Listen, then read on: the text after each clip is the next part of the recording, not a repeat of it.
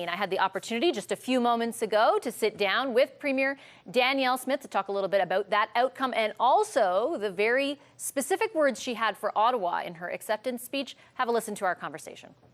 Hi, Premier. Nice Hello. to see you. Congratulations. Thank you. I appreciate you making the time for this. I wanted to start off and ask about something you said in your speech, your acceptance speech last night. You made a point of addressing people you characterized as you not having done enough to win their support. Why did you do that?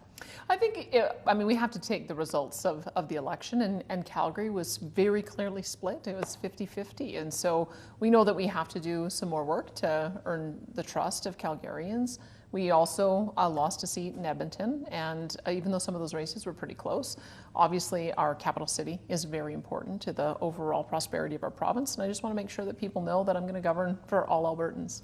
How specifically will you address the feeling that many of them might have, particularly in Edmonton, but now, as you point out, even in Calgary, that they don't have representation in this government? Well, I would say what I love about our caucus is it's very diverse, representing all the regions of the province. So we've got Fort McMurray, Grand Prairie, Red Deer, Medicine Hat, Lethbridge, also representatives from Calgary, as well as the donut around Edmonton. And so I'm going to be able to have, I think, a really diverse group of people at the table. And we'll also have to just make sure that we take that extra effort to reach out. I'm particularly interested in working with our frontline health professionals and those in education as well. Those are two really important portfolios that we need to make progress on, and I hope that we've earned a little bit of trust with some of the changes that we've made in healthcare, that we can continue that on. But we're going to need some support of the front line to be able to make sure we can do more there. Do you bear any responsibility, though, for the reduced size of the majority? And I'll tell you why I'm asking, and you took many questions on this throughout the campaign, right? This idea that some of your candidates were saying, I'm from the Conservative Party, versus talking about you and your specific leadership or your candidacy, and that polling showed ultimately overall your party was more popular than you. Do you think there would have been a better outcome for your party if you had not led it? I would say that I was mischaracterized by the opposition and the media for almost my entire time since I got elected in October. And I think that the debate demonstrated the type of person I actually am. And I think that things changed an awful lot after that debate. That people saw that I was thoughtful, people saw that I was respectful, people saw that I wanted to run a positive campaign, and that I was prepared, though, to point out the policy differences between me and the opposition leader. And so I think that the more people see me, get to know me, see the kind of style of governance that I have, I pulled this party together by a lot of hard work. It didn't happen by accident. When I got elected in October, we were hearing that unity was the biggest problem, that it would be impossible for anyone to bring this team together in time to fight a contested election. And I managed to do that. And it's because of the type of approach. I have a very respectful approach with my caucus colleagues. I have a respectful approach even with my opponents. And as I think more people see that, I think that they will gain some confidence, which will allow us to implement our agenda. And I certainly do take all those points, and I don't want to take away from them.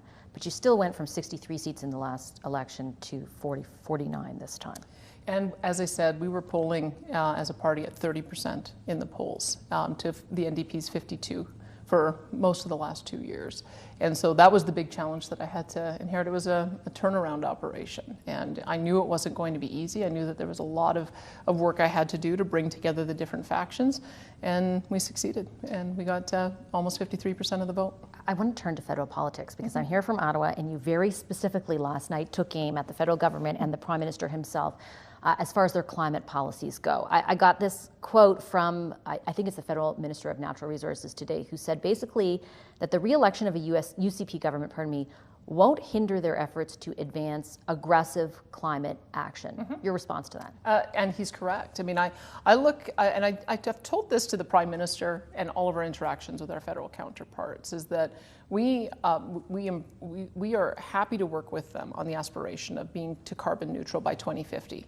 But if you try to compress that into too short a time frame when the technology isn't available and there's not enough time to do it, it results in production caps. And when they've put forward ideas of a 30% reduction in emissions in fertilizer or 42% reduction in emissions on oil and natural gas, when they started talking about just transitioning oil and natural gas workers completely out of existence, and when they brought through a proposal for a net zero power grid by 2035, which even the Saskatchewan NDP says is unachievable, those are things that we have to fight back against. And I want to work with them on an achievable target And I'm happy to aim to meet that aspiration of 2050, but they can't be working towards shutting down our industry. We just won't stand for that. When you say that you won't stand for it, though, can you be specific about what you're prepared to do to stop it? Because the impression I was left with last night and in other comments that you've made is that you're raising expectations about that, about being able as a provincial government to stop some of those federal policies from going through.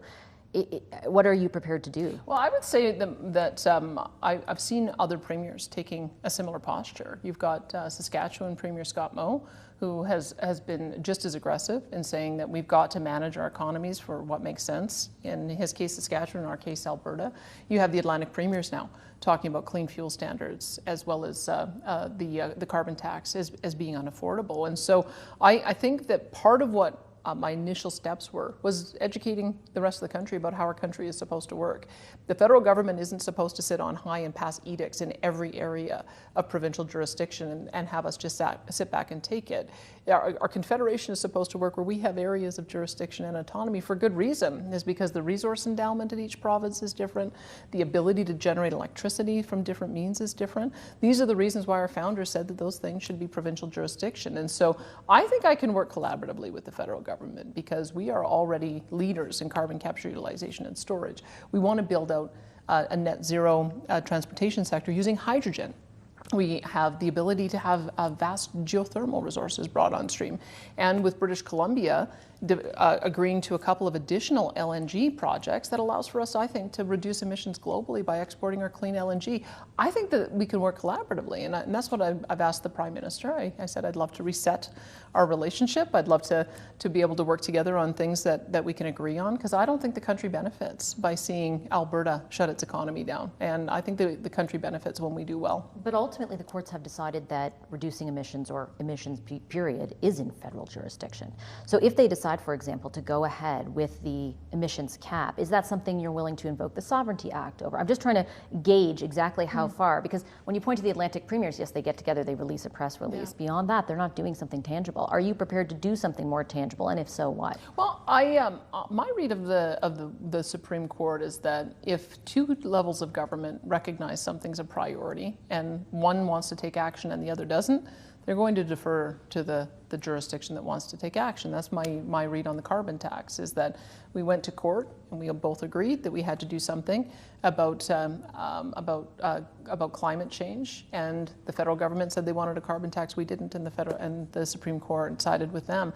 We are not going to cede jurisdiction on emissions reduction. That is our area of jurisdiction. That's why I put forward the emissions. Resources are, but emissions aren't.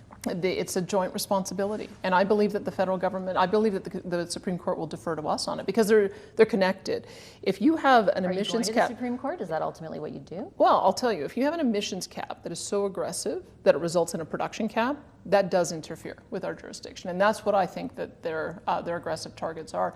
And it may ultimately be up to the court to have to decide this, and I think we'll win. I think if we talk about how we're developing our resource in conjunction with the First Nations, dealing with in a serious way with emissions, also making sure that we're addressing the environmental issues, bringing forward the issues of energy security and affordability, reliability, I think the court will side with us. I think it's a different debate. It's a different discussion now that we have a global energy crisis, and now that we have a Canadian-wide, maybe even North America-wide affordability crisis. I do not believe that the Supreme Court would agree that increasing the cost of electricity and home heating on seniors in the middle of winter is something that they ought to side with. We're going to find a way of doing it. Do you have a legal opinion to that effect? We're going to work on it. And just bluntly, I have 2 seconds. Are you prepared to invoke the Sovereignty Act over this I have issue? always said that the two things that I could foresee using the Sovereignty Act on is if the federal government came through